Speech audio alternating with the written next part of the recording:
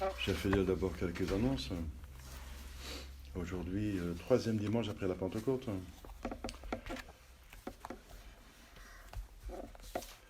Lundi demain, Sainte Marguerite, reine d'Écosse et veuve. J'ai lu dans Robacher, l'histoire de l'Église, qu'il n'a jamais lu la vie d'une sainte, trouvé la vie d'une sainte aussi sainte, à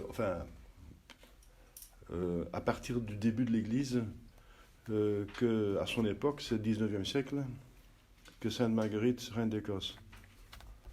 Donc ça vaut la peine de lire sa vie, n'est-ce pas? Mardi, Saint Barnabé, apôtre. C'est encore une chose particulière. Saint Barnabé ne figure pas parmi les apôtres, au sens strict. Il n'y en a que 14, comme vous savez. Il y a 14 apôtres. Donc après Judas, il y a eu Matthias qui a été élu à sa place, c'est le 13e, et le 14e, c'est Saint Paul. Donc il y a 14 apôtres. Quoi qu'on parle des 12, parce qu'au début, ils étaient 12. Ensuite, l'acte des apôtres parle de 11, puisque Judas est tombé, les 11. Mais les 12, les 11, mais c'est symbolique. Enfin, au début, c'était numérique, mais maintenant, c'est symbolique, parce qu'en réalité, on a 14. Mais il y a un 15e, Saint Barnabé, qui n'est pas accepté comme apôtre au sens strict, mais au sens large. Il a ce titre honorifique alors dans la liturgie, parce qu'il a fait un travail comme d'un apôtre. C'était le compagnon de Saint Paul qui est resté à Chypre. Il était de Chypre. Il est resté à Chypre pour... Saint Paul voulait aller plus loin, en Grèce, et toucher le centre du monde, n'est-ce pas? Il voyait les choses grandes, Saint Paul. Et Saint Barnabé était plus attaché à sa patrie, n'est-ce pas, pour convertir sa patrie. Voilà. Ils se sont disputés saintement, ce sont deux saints. Alors Saint Paul a été plus loin, Saint Barnabé est resté à Chypre. Voilà. Donc il a le titre d'apôtre, honorifique, liturgique, mais il n'est pas apôtre en sens strict, il n'y en a que 14. 14. Parce qu'effectivement, on ne perd pas, même en enfer, on ne perd pas son ordination. Donc Judas est apôtre dans l'enfer. Il est d'autant plus torturé, n'est-ce pas? Oui, parce qu'il a eu plus de grâce. Mercredi, Saint Jean de Saint-Facon, confesseur, mémoire des saints au pluriel, Basilide et ses compagnons, martyrs.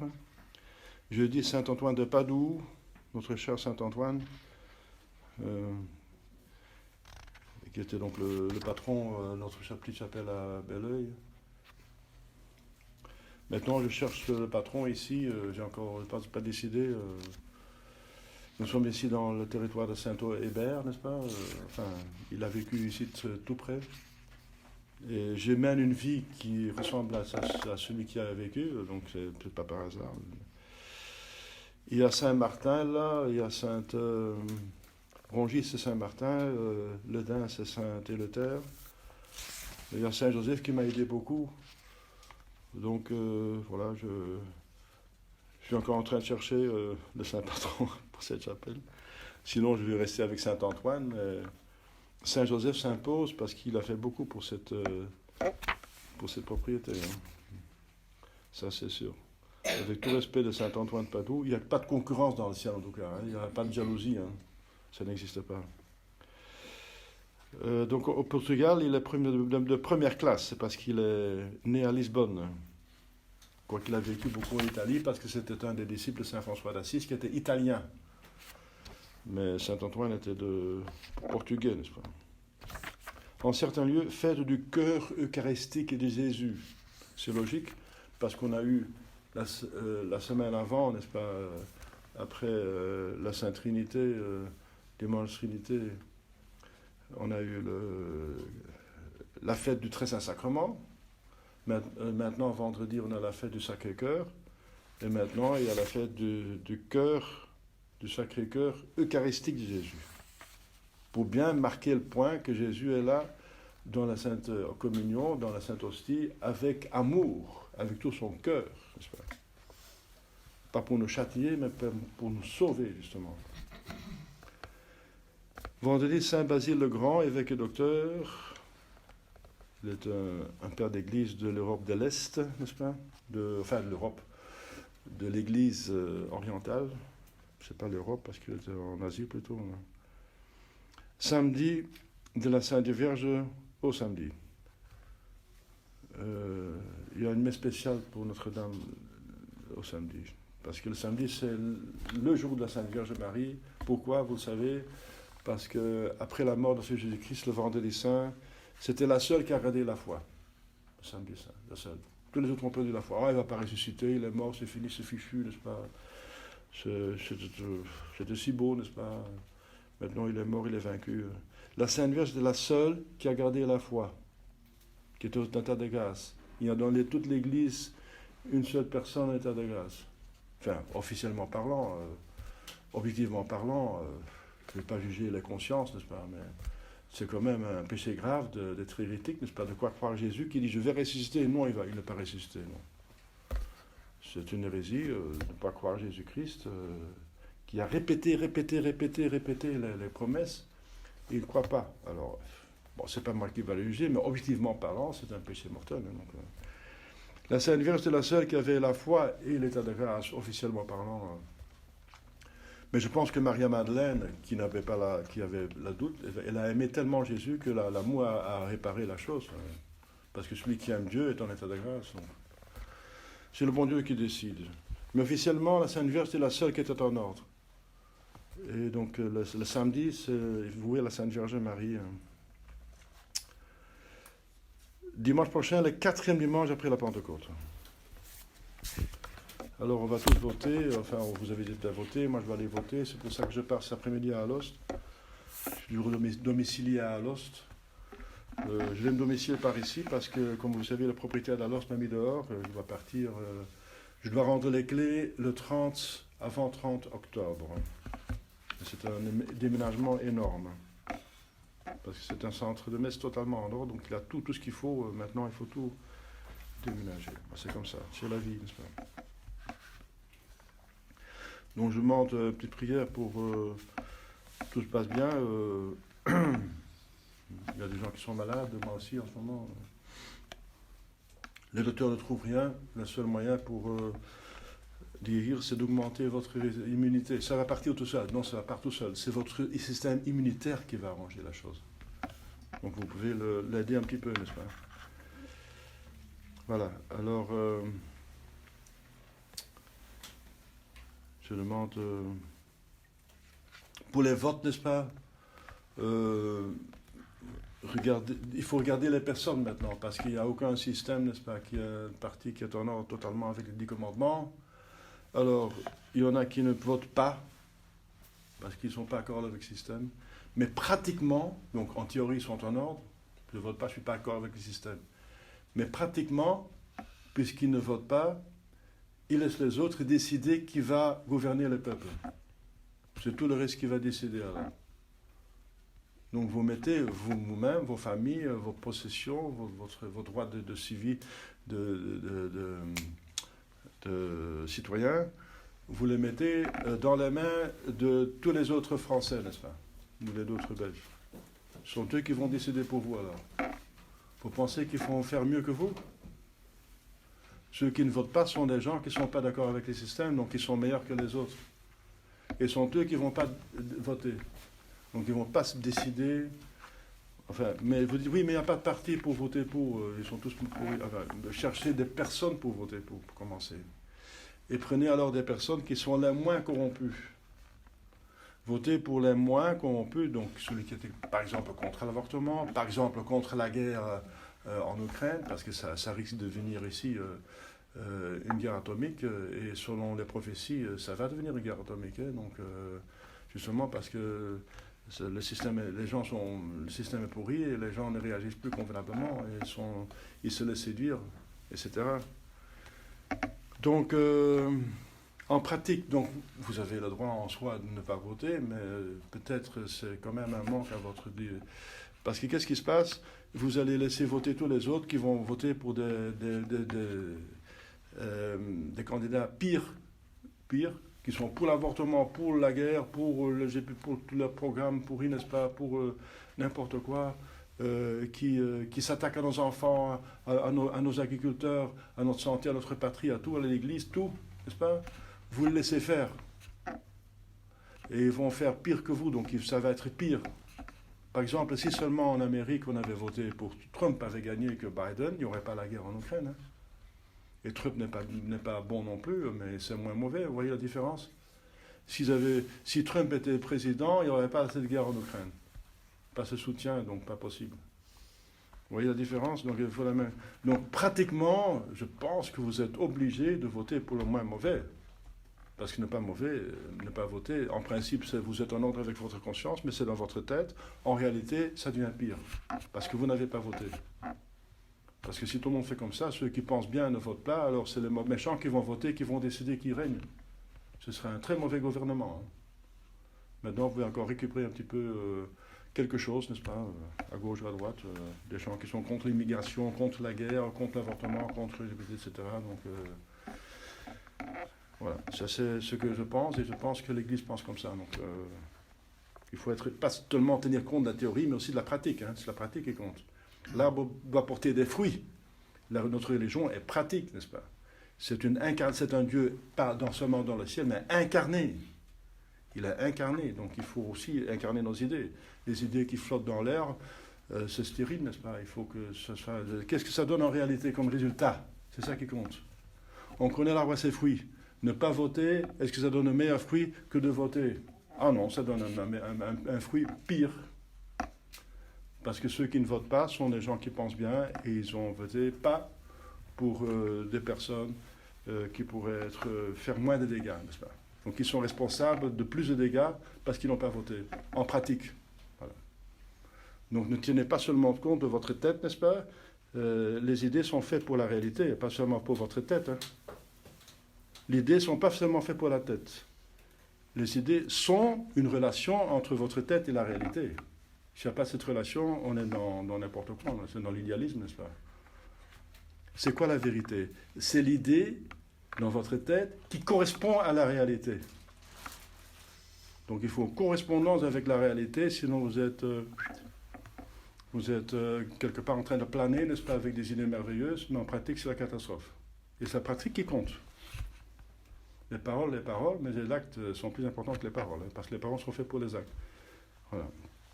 Les idées sont faites pour agir dans le bien, n'est-ce pas? Voilà, donc je pense que je dois vous le dire, vous le saviez déjà, mais je répète. Au nom du Père et du Fils et du Saint-Esprit, ainsi soit-il. Chers fidèles, justement, après cette grande fête du Sacré-Cœur le vendredi, première classe, le Sacré-Cœur de Jésus, et tout le mois de juin est voué au Sacré-Cœur de notre Seigneur Jésus-Christ, l'Église propose ici cette réponse de notre Seigneur à la murmure des pharisiens et scribes. Parce que Jésus accepte les grands pécheurs, même publics. Les publicains sont des pécheurs publics. Les grands pécheurs venaient à Jésus et il les acceptait. Alors les pharisiens et scribes murmurent. Ah, il reçoit des pécheurs, il mange avec eux. Voilà, scandale. Alors, qu'est-ce qu'il faut dire? Vous savez déjà le grand principe, il me semble, quand même. C'est que, effectivement, dans le plan A et toujours, Dieu déteste, parce qu'il faut regarder Dieu, ce que Dieu pense normalement. Dieu déteste les péchés comme personne d'autre. Dieu organise l'enfer éternel. C'est horrible, n'est-ce pas? C'est quelque chose de très, très, très sérieux, n'est-ce pas? Dieu organise le purgatoire pour les péchés véniels. C'est encore horrible, le purgatoire. C'est plus que toutes les souffrances sur terre, selon le Père de l'Église. Donc Dieu déteste le péché, n'est-ce pas? Dieu a chassé Adam et Ève du paradis terrestre, n'est-ce pas? Toute la misère que vous voyez, c'est la suite du péché. C'est pas parce que Dieu est trop coléreux, n'est-ce pas? Il est infiniment juste et bonté, mais c'est parce que le péché est tellement mauvais, n'est-ce pas? Et Dieu qui voit la réalité, ils détestent le péché comme le péché mérite d'être détesté. Ça veut dire total, la haine totale.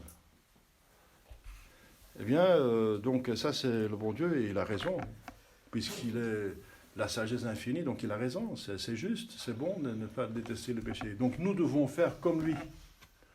Nous devons détester comme la plus grande peste, n'est-ce pas? Plutôt mourir d'avoir à faire quelque chose avec le péché, surtout mortel, n'est-ce pas? Il faut imiter Jésus, Dieu, n'est-ce pas? Il faut détester le péché.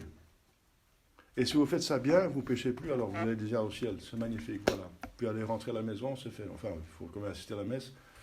Mais vous comprenez ce que je veux dire. Si vous faites seulement ça, et ça vous avez dit à votre baptême, je renonce à Satan et toutes ses œuvres. À toutes ses pompes, ses œuvres. Eh bien, c'est le péché, ces œuvres. C'est la séduction, toutes les choses qui portent au péché. Donc, il faut haïr le péché, et c'est donc le péché qui a causé le plus grand mal, tout le mal qui est finalement tout le mal qui existe, tout le mal, c'est fait par le péché, parce qu'en dehors du péché, il n'y a pas de mal. Il n'y a pas de mal. Hein. Dans le paradis terrestre, il n'y avait pas de mal. Et si on ne pêche pas, on va au ciel, il n'y a pas de mal. Rien, absolument rien, rien de mal. Tout est bon, tout est parfait. Dieu, regardez, même sa création, au niveau naturel, il voyait que c'était bon. Alors le surnaturel, c'était infiniment plus, puisque c'est une participation à sa divinité. Donc, en dehors du péché, il n'y a rien de mal. Et on est dans le mal maintenant. On se sent mal, on voit du mal, on souffre du mal. De tous les côtés, eh bien, ça vient du péché. Voilà. Donc, il faut détester. Vous connaissez le péché à ses conséquences? Il fait mal, n'est-ce pas? Et c'est un dérèglement incroyable. Donc, il faut détester le péché, et il faut le faire. C'est vrai. Et dans ce sens-là, les pharisiens et les scribes ont raison, parce que Dieu déteste lui-même. Jésus lui-même, il déteste le péché. Eh bien, mais où est-ce qu'ils vont dans la faute? C'est qu'ils s'arrêtent là. Ils détestent le péché, donc le pécheur. Donc le pécheur. On n'a rien à voir avec le pécheur. Encore faut-il donner raison partiellement, bien sûr. Il ne faut pas aller avec les pécheurs, même le psaume le dit, ne vous trouvez pas avec les fornicateurs, avec les tricheurs, avec les voleurs, avec les meurtriers, ne vous trouvez pas dans leur milieu, n'est-ce pas? Ne faites pas comme eux, n'est-ce pas? Bien sûr. Donc il faut détester les pécheurs en tant que pécheurs. Il ne faut pas aller chez les pécheurs parce qu'ils vont vous stimuler, vont organiser, vont vous pousser à pécher vous-même. Et c'est des péchés très graves, par exemple contre la foi. On ne peut même pas avoir des relations avec des hérétiques amicales, sauf pour les convertir. C'est même interdit d'avoir relation avec les hérétiques. C'est pour Dieu un des péchés les plus grands parce que ça détruit toute la foi, n'est-ce pas? Donc c'est vrai. Donc ils ont encore raison, n'est-ce pas, qu'il ne faut pas se mettre avec les pécheurs. Il faut éviter le commerce. Il faut choisir ses amis. Dis-moi qui tu hantes et je dirai qui tu es. Hanter, ça veut dire fréquenter. Fréquenter. Dis-moi qui tu hantes, qui tu fréquentes, et je dirai qui tu es. Oui, parce qu'on en prend et on communique. Amitié, c'est une communication. Donc on va... Autre expression qui est plus plastique. Celui qui dort avec le chien attrape ses puces. Voilà. Donc, si on fréquente les pécheurs, on va prendre quelque chose du péché, on va trouver normal, on va se sympathiser, on va trouver moins grave, on va plus ou moins approuver, je ne sais pas, ça a plusieurs degrés, n'est-ce pas? Ça glisse, c'est une pente, n'est-ce pas? En tout cas, c'est une pente.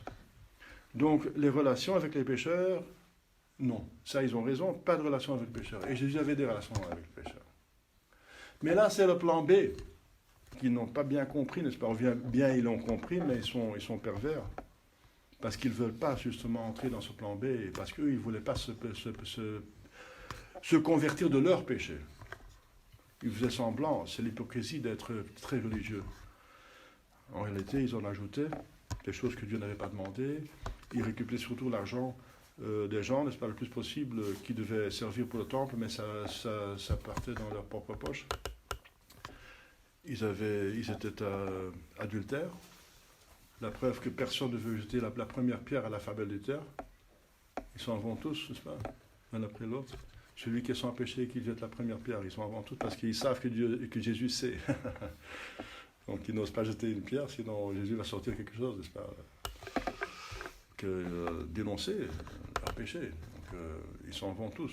Donc, alors, le plan B, n'est-ce pas, c'est le plan de la miséricorde de Dieu. Même le plan A, c'était la miséricorde de Dieu, c'était une miséricorde envers le néant, n'est-ce pas, de crier, envers la petitesse d'une créature pour l'élever jusqu'au ciel. C'est encore une miséricorde, c'est-à-dire une bonté envers la misère, une bonté infinie. Mais si la bonté envers la misère du péché, n'est-ce pas? Voilà. Ça, ils n'ont pas compris. Ils n'ont pas compris, justement, ils n'étaient pas en état de grâce. Comment convertir les pécheurs quand on n'est même soi-même pas en état de grâce? Donc ils n'arrivaient pas à convertir les pécheurs non plus. Donc ils ont pensé Jésus et plus l'orgueil, n'est-ce pas, vous suggère que vous êtes toujours meilleur que les autres, ils se croient meilleurs que Jésus. Donc si eux ils n'arrivent pas à convertir les pécheurs, Jésus non plus. Hein. Donc c'est dans ce sens qu'ils se scandalisent, mais c'est encore un péché de plus. Parce qu'ils empêchent Jésus de faire son travail. Il fait du bien et il considère ça comme du mal. C'est la calomnie en pensée. Murmurer, ils parlaient entre eux, donc c'est pas seulement en pensée, mais en parlant entre eux. Il va chez les pêcheurs, il mange avec eux. Les pêcheurs sont ses amis, donc il aime les péchés. Ah non, justement pas. Et Jésus va leur répondre, qu'est-ce qui de vous me convainc de péché? Dites-moi quel péché j'ai commis. Alors, justement, il va expliquer ce qu'il fait, n'est-ce pas, notre Seigneur Jésus-Christ, c'est le Sacré-Cœur qui parle. Le Sacré-Cœur, n'est-ce pas, qui va dans les deux sens, puisque l'amour va dans les deux sens. L'amour que nous sommes obligés, c'est d'aimer mon Dieu au-dessus de tout, avec toutes nos forces, et son prochain comme soi-même. Donc l'amour a deux objets, n'est-ce pas, va dans deux sens. Et le Sacré-Cœur, qui est un cœur humain, n'est-ce pas, il va dans les deux sens. Même Dieu, même le cœur de Dieu, l'amour de Dieu va dans les deux sens. Le bon Dieu aime le Fils et le Saint-Esprit. Il y a un amour infini entre les personnes. Et finalement, la troisième personne est l'amour entre le Père et le Fils. Mais ils ont aussi un amour quasi infini envers les créatures. Donc ça va en Dieu même, ça va dans le sens. Mais d'autant plus dans le Sacré-Cœur. C'est le cœur qui brûle d'amour. Mais premièrement pour Dieu, le Père. C'est pour son Père qu'il est devenu homme. Pour ramener la brebis perdue, c'est l'humanité, n'est-ce pas, entière, vers Dieu, vers son Père, vers de nouveau à la maison, n'est-ce pas, l'étable, n'est-ce pas, vers l'Église. De la ramener, et c'est donc c'est l'amour du Fils envers le Père, d'aller jusqu'à la mort, jusqu'à se faire homme, c'est déjà une descente infinie, Dieu qui se fait homme, mais pour subir les tortures, n'est-ce pas, les plus épouvantables, n'est-ce pas, pour ramener les créatures de son Père qu'il a créé à son Père. Voilà. Un amour infini vers son Père. Mais en même temps, c'est un amour envers le prochain, bien sûr, ses frères. En tant qu'un cœur humain, n'est-ce pas, il est homme, il aime ses amis. Il dit, personne n'a plus d'amour que celui qui donne sa vie pour ses proches. Et cet amour dans le Sacré-Cœur est divin et humain en même temps, puisqu'il est homme et Dieu. Mais en tant que Dieu et homme, il a ce double amour. En tant que Dieu, il aime Dieu le Père d'une manière infinie. C'est l'Esprit Saint qui souffle avec le Père. Et il aime les hommes, parce que justement, il s'est fait homme aussi pour l'amour du Père et pour l'amour des hommes, n'est-ce pas, pour sauver les hommes. Et en tant qu'homme, n'est-ce pas, en tant qu'homme dans son humanité, dans son âme et dans son cœur et dans son corps, n'est-ce pas, il aime Dieu parfaitement, n'est-ce pas, jusqu'à mourir pour lui. Et il aime la même chose, il aime son prochain jusqu'à mourir pour eux, en tant qu'homme, n'est-ce pas. Son cœur aime, il a pleuré, n'est-ce pas, pour Lazare. Il a un cœur humain, et qui est maintenant vivant, n'est-ce pas? Ce cœur bat en ce moment dans le ciel, comme le nôtre, n'est-ce pas? C'est un cœur, un vrai cœur, n'est-ce pas? Qui est le symbole de l'amour, de son double amour de Dieu et d'homme. Son amour divin et humain. Et ça, c'est, n'est-ce pas, l'amour qu'il a maintenant, parce il est surtout rédempteur. Donc cet amour va vers la rédemption. Et la rédemption, c'est la rédemption des pécheurs, d'enlever les pécheurs de leurs péchés. Et qu'est-ce qui est le plus grand bonheur, n'est-ce pas, que si le péché mortel est un grand mal, un si grand mal, qu'est-ce qui est la chose la meilleure que d'enlever quelqu'un de ce péché mortel et de lui redonner la possibilité du ciel? Il n'y a rien de plus grand que ça. Et c'est ça que Jésus-Christ vient faire pour chacun de nous, n'est-ce pas? Et c'est une action qui doit être faite, la seule nécessaire, le plus important. Et pour sauver les pécheurs, bien, il faut aller vers eux. Il est devenu déjà homme parmi tout le monde était pécheur, même les pharisiens et les sadduciens étaient pécheurs. Il dit, il va chez les pécheurs. Mais eux-mêmes, ils ne sont pas des pécheurs. Ils sont encore peut-être plus pécheurs que les pécheurs que le public, là. Parce que les publicains sont convertis, comme Matthieu. C'est un publicain, n'est-ce pas? Il s'est converti, c'est devenu un grand saint. Mais les pharisiens, oui, il y a encore un pharisien qui s'est converti, c'est Joseph d'Arimathée, le Nicodème, etc. Mais il y en a qui sont convertis, mais la plupart pas.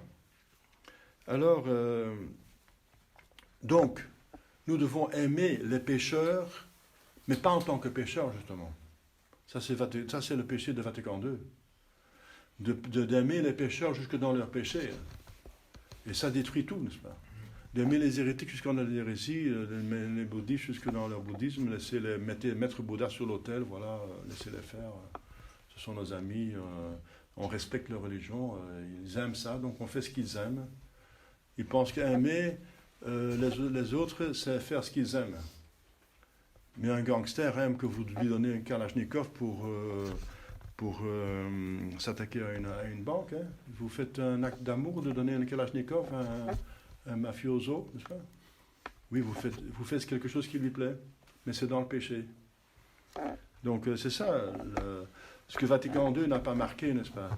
C'est que, bien sûr, il faut aimer son prochain, parce que la grande astuce de Vatican II, c'est l'amour.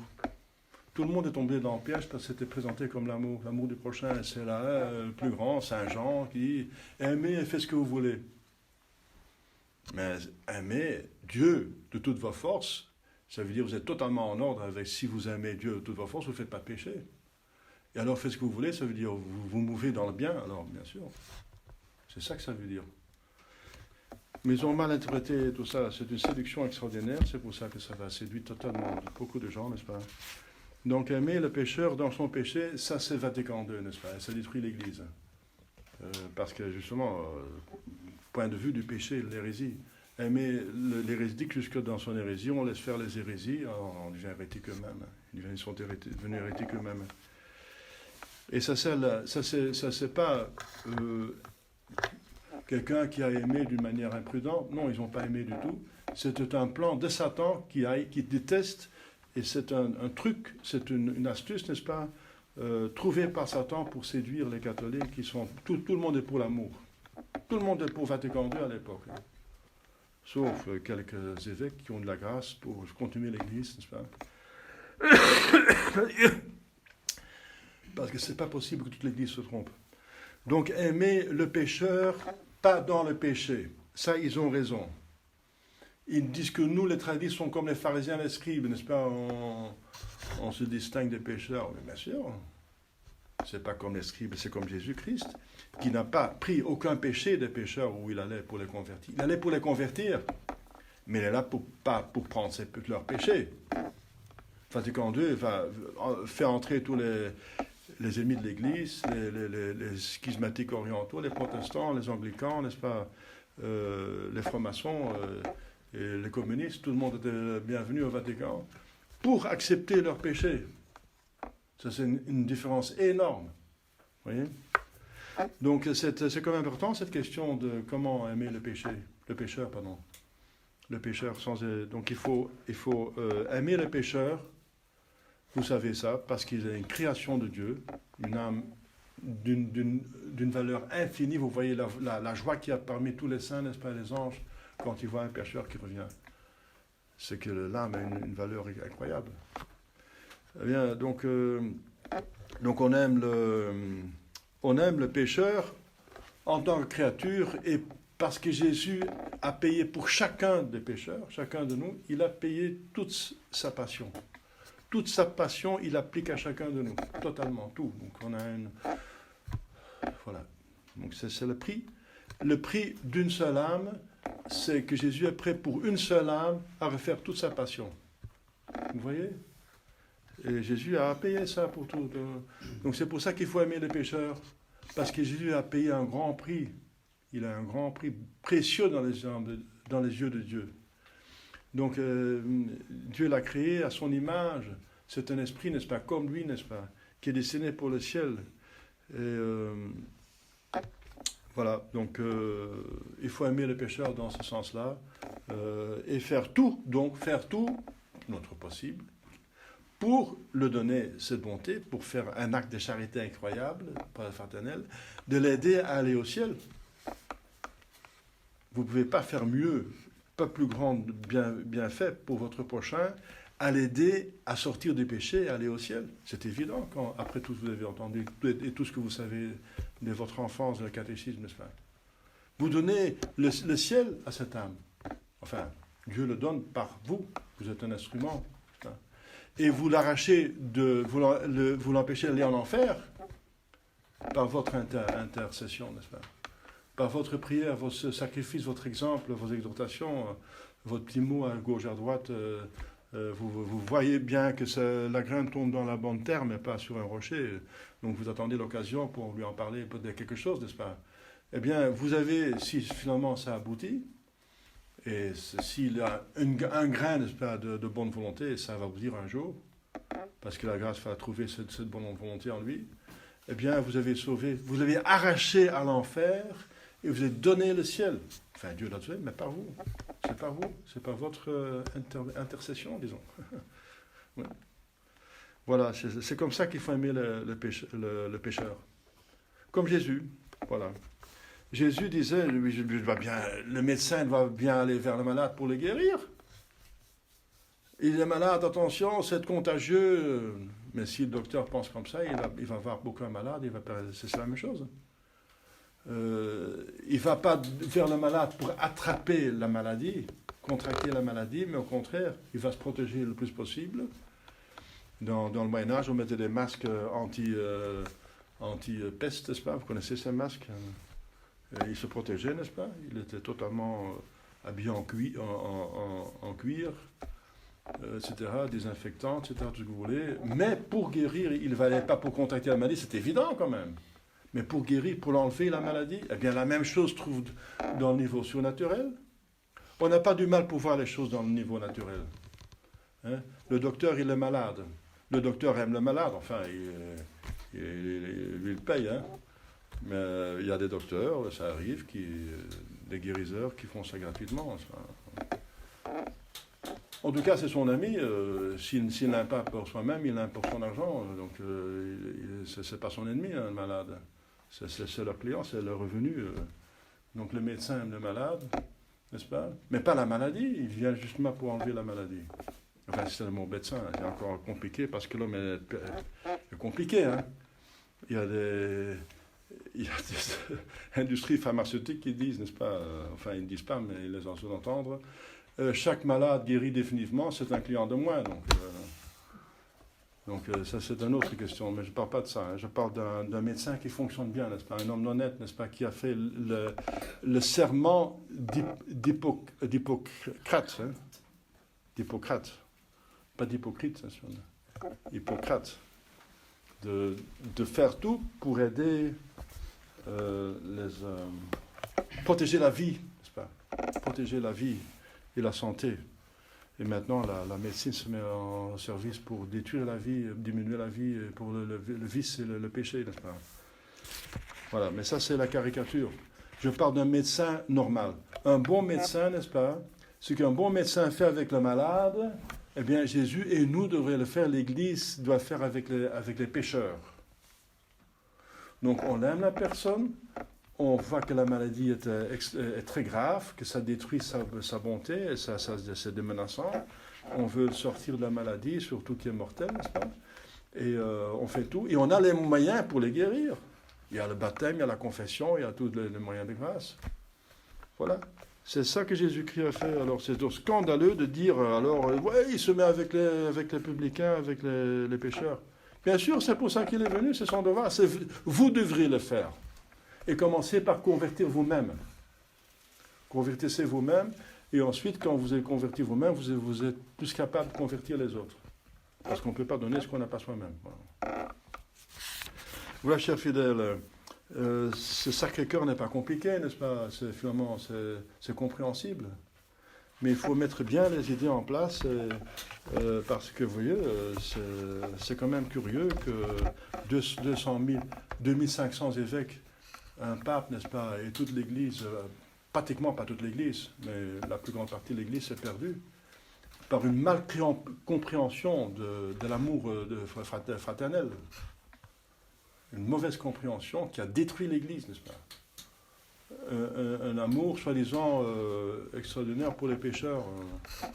On va les accepter. Ah, vous m'acceptez comme je suis. Ah, que c'est beau. Non, Jésus ne vous accepte pas comme vous êtes. Il dit convertissez-vous. Saint Jean Baptiste dit convertissez-vous. Dieu ne vous accepte pas comme vous êtes parce que vous avez le péché originel, vous avez plein de vices, vous avez péché. On ne vous accepte pas comme vous êtes. C'est franc-maçon ça. Cette idée, je vous accepte comme vous êtes. Non. Oui. Des choses qui ne sont pas pécamineuses, le tempérament différent, etc. Oui, il faut accepter. Hein. C'est bien. Donc c'est une partie de vrai, une partie de faux. Quand il fait le mélange pour faire passer, on met du sucre autour de la pilule pour bien la faire avaler, n'est-ce pas? Mais c'est un poison, n'est-ce pas? Donc il faut faire la distinction. Il faut aimer les pécheurs, mais haïr le péché comme le plus grand mal. Mais il faut aimer les pécheurs parce que l'âme, c'est ce qui est le plus précieux dans les yeux de Dieu. Donc il y a une tension extraordinaire, deux infinités. La haine du péché est infinie, la preuve c'est que l'enfer est infini dans le temps. Et l'amour de l'âme doit être infini parce que justement, ce que l'âme est fait, elle est immortelle, elle est faite pour l'éternité, mais dans le ciel. Donc il y a une infinité, il y a deux forces qui vont, une force du mal, le péché, et la force du bien, ça veut dire la grâce qui veut récupérer cette âme, qui sont là. Donc le cœur d'un pécheur, c'est un champ de bataille. Et c'est l'âme qui décide. Il y a tout l'enfer qui se jette dessus et tout Dieu avec toutes ses bontés et ses grâces qui se présentent à lui et qui veut solliciter son âme. Et c'est nous qui décidons avec notre intelligence et notre volonté. Nous sommes dans un champ de bataille. Hein. Voilà, chers fidèles. Donc commençons à nous aider nous-mêmes à enlever les péchés, enfin dire avec de la grâce. Et et vous devez aimer votre prochain comme vous-même, eh bien, aidez votre prochain autant que possible. Mais la plus grande aide, c'est l'aider de sortir du péché comme Jésus, comme Dieu fait lui-même. Demandons la Sainte Vierge Marie pour bien comprendre ce mystère et réaliser notre vie. Au nom du Père et du Fils et du Saint-Esprit, ainsi soit-il.